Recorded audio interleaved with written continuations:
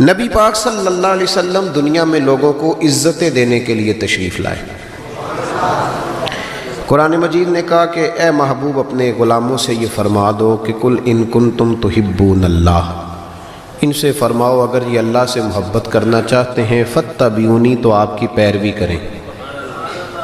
پتہ ہے شان کیا ملے گی؟ یحببکم اللہ، اللہ ان سے محبت فرمائے گا۔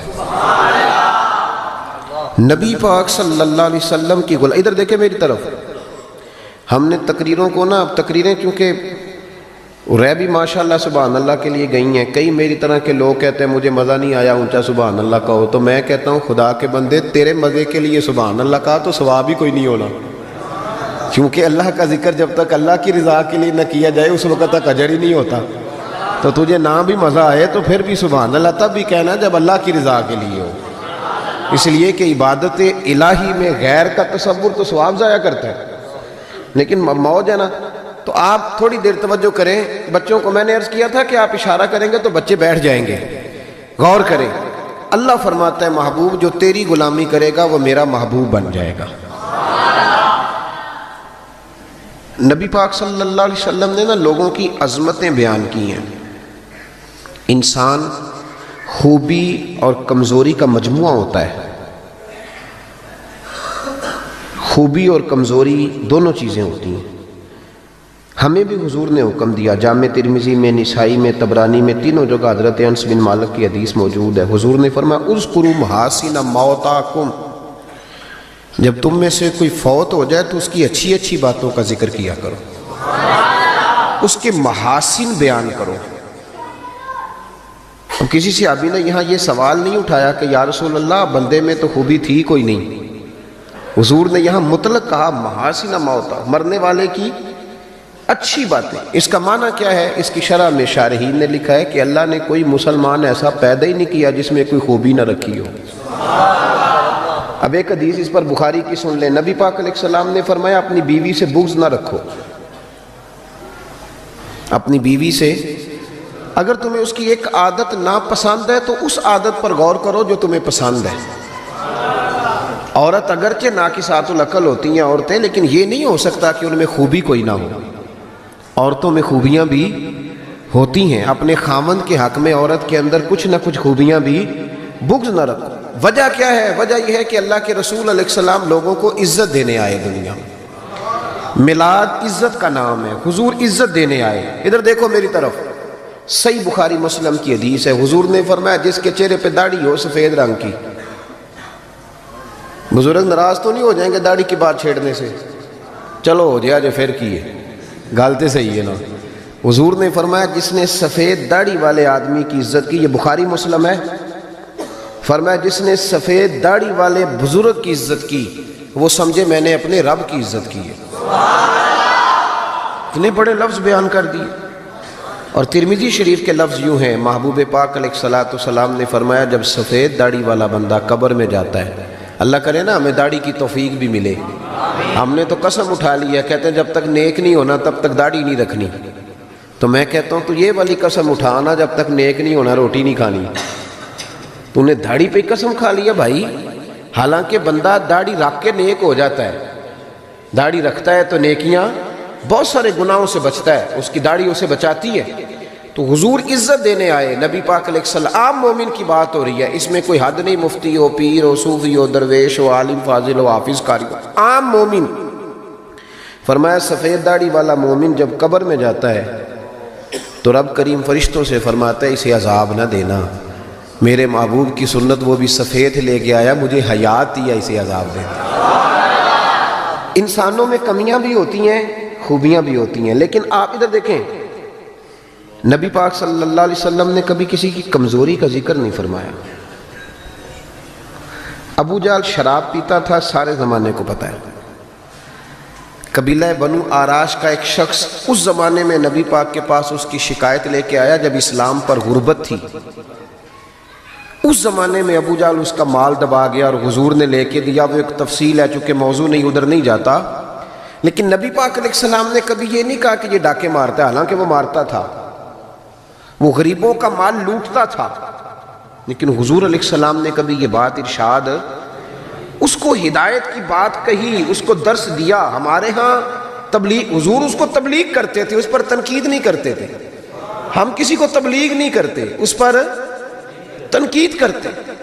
حالانکہ ابو جہل حضور کی ذاتی زندگی پر اعتراض کرتا تھا، معاذ اللہ، وہ کہتا تھا جادوگر ہیں، کاہن ہیں، معاذ اللہ تعالیٰ یہ حکمرانی کرنا چاہتے ہیں، یہ سردار، یہ ساری باتیں وہ کرتا تھا. لیکن حضور نے کبھی اس کی ذاتی زندگی پر اتر کر کوئی بات، آپ دیکھیں ذرا تلاش کریں، آپ جتنی بھی حدیثیں آپ پڑھتے جائیں گے نا، اس میں آپ کو یہ ملے گا کہ نبی پاک نے کبھی اس کو عزت دی، کبھی اس کو عزت دی، کبھی اس کو عزت دی. لیکن کبھی کسی شخص کی کوتاہی حضور نے بیان، کبھی کسی شخص کے بارے میں یہ رویہ. حضور عزتیں دینے آئے، دنیا میں عزتیں دینے آئے. بتائیے، حضرت ابوبکر صدیق کو حضور علیہ السلام نے صدیق اکبر کہا، لقب دیا. حضرت عمر بھی تو سچ ہی بولتے تھے نا، جناب عثمان بھی تو سچ ہی بولتے تھے نا، حضرت سیدنا مولا علی بھی، بولیے. لیکن ان کے اندر وہ خوبی زیادہ پائی جاتی تھی، تو نبی پاک علیہ السلام نے انہیں صدیق کہا. جناب عمر فاروق اگر حق اور باطل کی بات کرتے تھے تو باتیں حضرت ابوبکر بھی سچی کرتے تھے، لیکن حضور نے انہیں فاروق اعظم کہہ کے عزت دی. حضرت عثمان غنی کو پیکر شرم و حیا کہہ کے نبی پاک نے عزت دی. جناب علی کو اسد اللہ کہہ کے حضور نے عزت دی. بہت سارے لوگ ایسے ہیں، جب ہم کتابیں دیکھتے ہیں تو کچھ ایسی چیزیں ملتی ہیں، کچھ جگہوں پہ ایسی چیزیں ملتی ہیں جن کا ذکر ہو سکتا تھا، لیکن نبی پاک علیہ السلام نے کبھی ان کا ذکر. بلکہ عجیب روایت لکھی ہے امام یوسف صالحی نے سبل الہدی والرشاد میں، اکرمہ بن ابو جہل، ابو جہل کا بیٹا.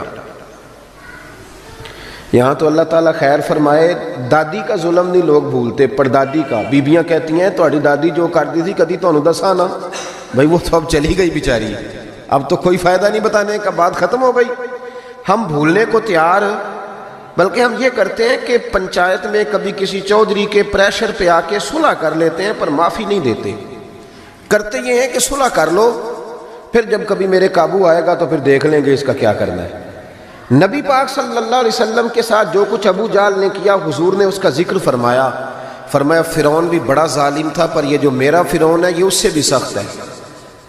فرعون سے سخت کہا ابو جہل کو.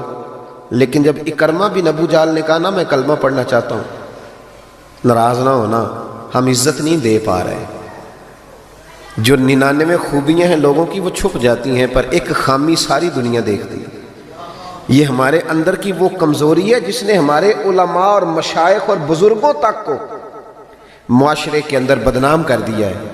ہم نے وہ ایک خامی تو دیکھی، پر اس شخص کی ساری زندگی کی خوبیاں چھوڑ دی. تیری نظر ایک خامی پہ گئی ہے، اس کا مطلب ہے تیرا اس مکھی سے تعلق ہے جو صرف گند پہ بیٹھتی ہے، پھول اسے نظر ہی نہیں آتا. ہماری ہر محفل میں جب کوتاہیاں ڈسکس ہوں گی تو پھر دنیا میں اچھا کون بچے گا؟ رسول کریم عزت دینے آئے.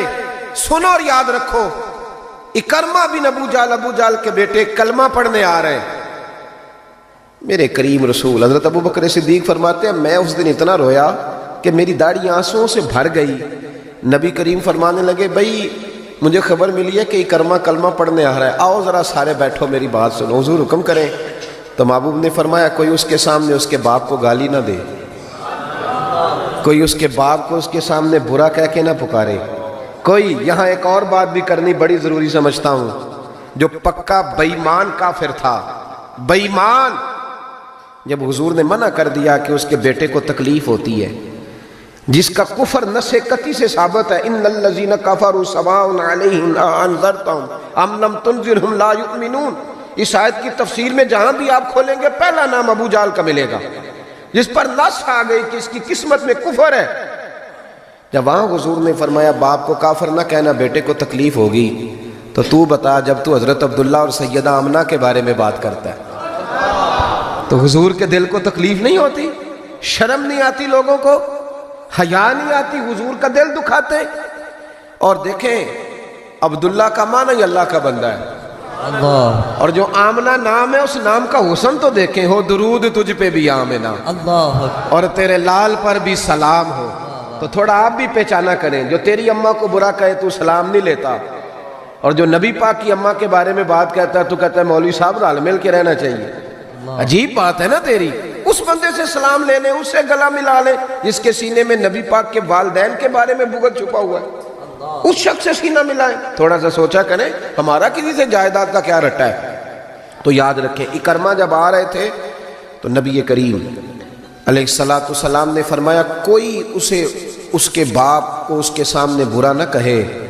حضرت ابوبکر صدیق کہتے ہیں پھر حضور نے فرمایا کوئی اس کے باپ کا کفر نہ گنوائے، کوئی اس کی زیادتیوں کا ذکر نہ کرے، کوئی اس کے بارے میں کوئی آیت نہ پڑھے، کوئی میرا قول نہ دہرائے۔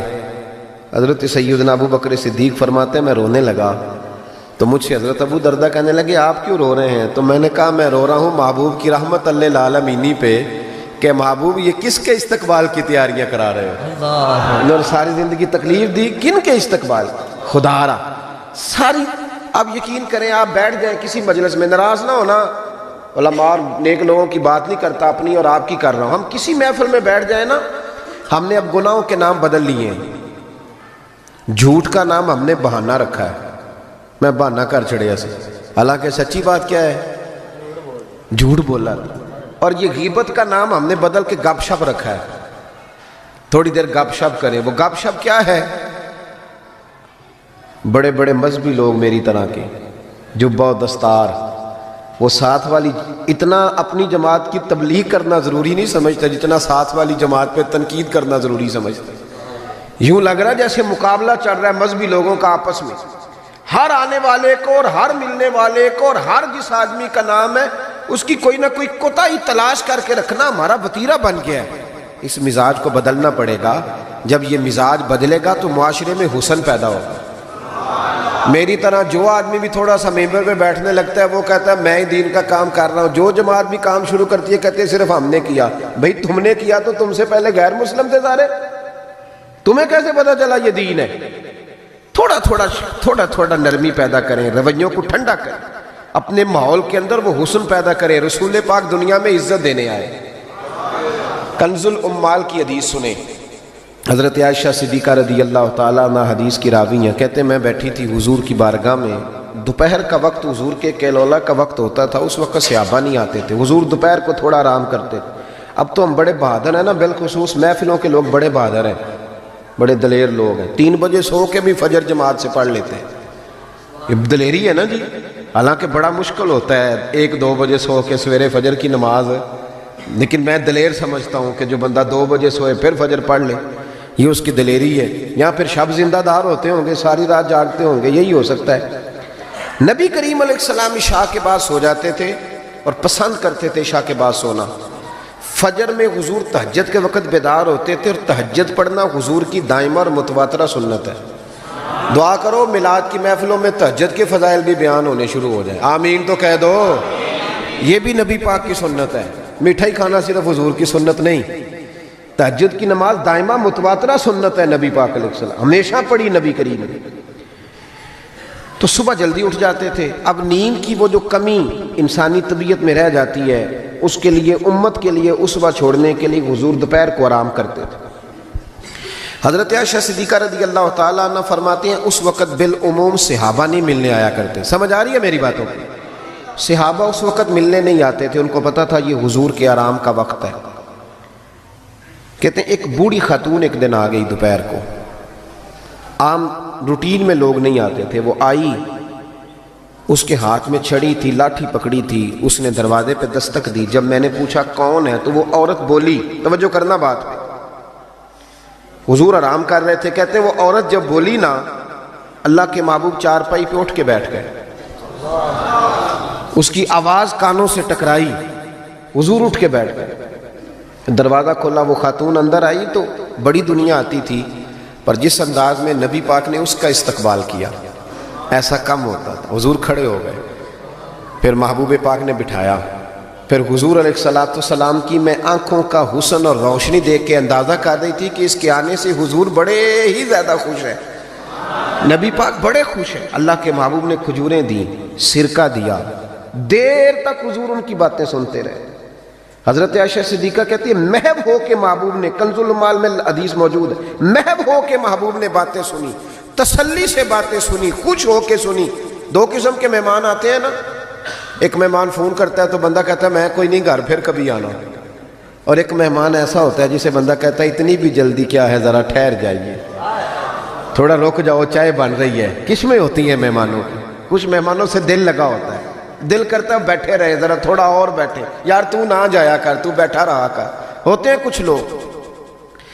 دیر تک نبی کریم علیہ السلام نے بات سنی، اور کیا بات ہے، جناب عائشہ صدیقہ کہتی ہیں دل حضور کا لگا، میں نے دیکھا تو میں بڑی مطمئن تھی۔ اس خاتون نے کہا کہ اب میں نے جانا ہے۔ لگ رہا تھا کہ حضور چاہتے ہیں ابھی رکے، لیکن اس نے جب کہا نہ جانا ہے تو حضور نے فرمایا ٹھیک ہے۔ جب وہ جانے لگی تو حضور نے تحائف جمع کیے اور جناب بلال حبشی کو فرمایا ان کے ساتھ جاؤ اور چھوڑ کے آؤ۔ جناب عائشہ صدیقہ رضی اللہ تعالیٰ عنہ فرماتی ہیں پھر وہ دیکھیں حضور عزت کس طرح دیتے ہیں، کہتے ہیں وہ خاتون چلی گئیں، میرا خیال تھا کہ حضور اب مسجد جائیں گے، جب رات کو آئیں گے نا بعد از عشاء تو پھر پوچھوں گی حضور یہ کون تھی، لیکن محبوب تو گئے نہیں، لیٹ گئے۔ میں اٹھ کے قدموں میں بیٹھی تو حضور کی مقدس آنکھیں کھلی ہوئی۔ میں نے عرض کی حضور یہ کون خاتون تھی، اور میں نے آپ کو تھوڑا انفرادی دلچسپی لیتے دیکھا، حضور کون تھی؟ جب میں نے پوچھا تو حضور کی آنکھوں میں آنسو چمکنے لگے۔ حضور اٹھ کے بیٹھے اور فرمانے لگے عائشہ یہ میری پہلی زوجہ ختیجہ الکبریٰ کی سہیلی تھی، یہ ختیجہ کی سہیلی تھی، اور فرمایا جب ہم مکے میں رہتے تھے تو یہ آیا کرتی تھی، ختیجہ اس کا پرتک پاک استقبال کرتی تھی، اسے کھجوریں کھلاتی تھی، دودھ پلاتی تھی، پھر یہ باتیں سناتی تھی تو ختیجہ اس کی باتوں کا جواب دیتی تھی۔ فرمایا آج اس کی آواز کانوں سے ٹکرائی ہے تو ساری یادیں پھر سے تازہ ہو گئی ہیں۔ فرمایا میں نے اس کے ساتھ وہی سلوک کرنا چاہا ہے جو فاطمہ کی اماں کرتی تھی، میں نے وہی عزت دینی چاہیے ہے جو وہ دیتی تھی۔ اور حدیث کا آخری جملہ اتنا شاندار ہے کہ اس جملے کو یاد کر لیں تو دستور بن جائے ہمارے لیے۔ محبوب نے فرمایا عائشہ حسن العہد من الایمان، تعلق اچھے طریقے سے نبھانا یہ بھی ایمان کا حصہ ہے۔ حسن العہد من الایمان، اچھے طریقے سے تعلقات نبھانا، وعدے نبھانا، عہد نبھانا یہ بھی ایمان کا حصہ ہے۔ بھائیو حضور نے عزت دی، نبی کریم نے وقار دیا، حضور ہر آنے والے کو عزت دیتے، احترام کرتے۔ ہمارے ہاں نا ایک بات چلتی ہے، میری طرح جو لوگ پیر کہلانے لگتے ہیں یا مولوی کہلاؤں، ان کے ایک بات چلتی ہے، کہتے ہیں میں کیسے جاؤں، میں تو کنواں ہوں تو پیاسے خود آئیں، میں خود جاؤں جا کے کسی کو۔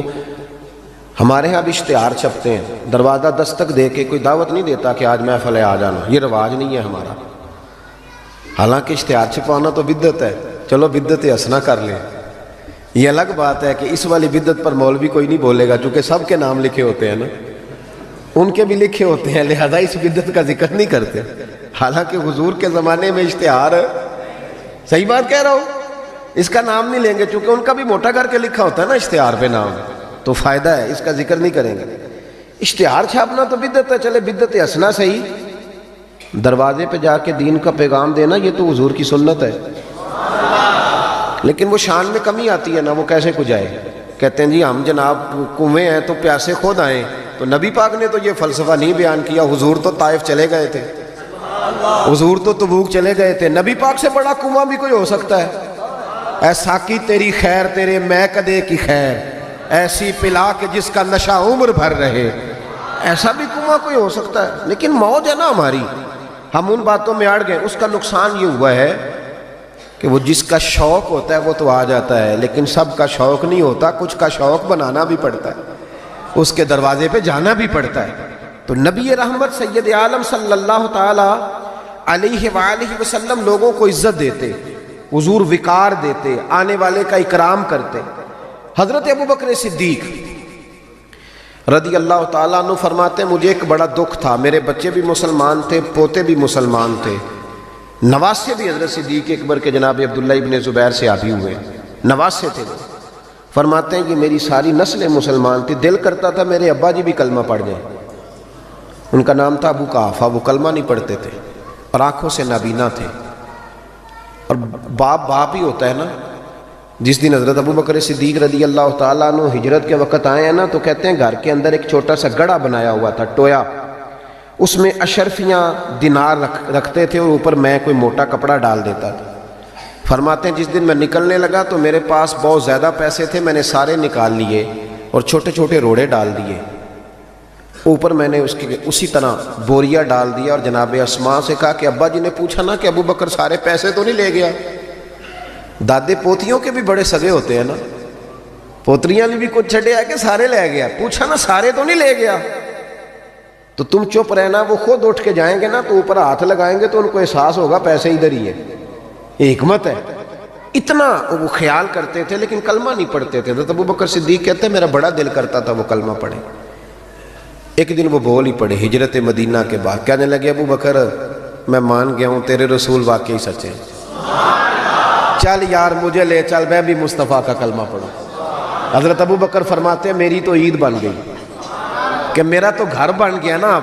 اب میرے ابا جی بھی وہاں آ گئے جہاں سارا گھرانہ کھڑا تھا. کہا کلمہ پڑھنا چلو. کہتے میں نے اپنے والد کا ہاتھ پکڑا اور آج جس طرح پکڑا مجھے مزہ آ گیا. سنو اور یاد رکھنا، ہمارے لیے تو مشکل ہو گیا ہے، ہم عزت لینے کے قائل ہیں، دینے کے نہیں.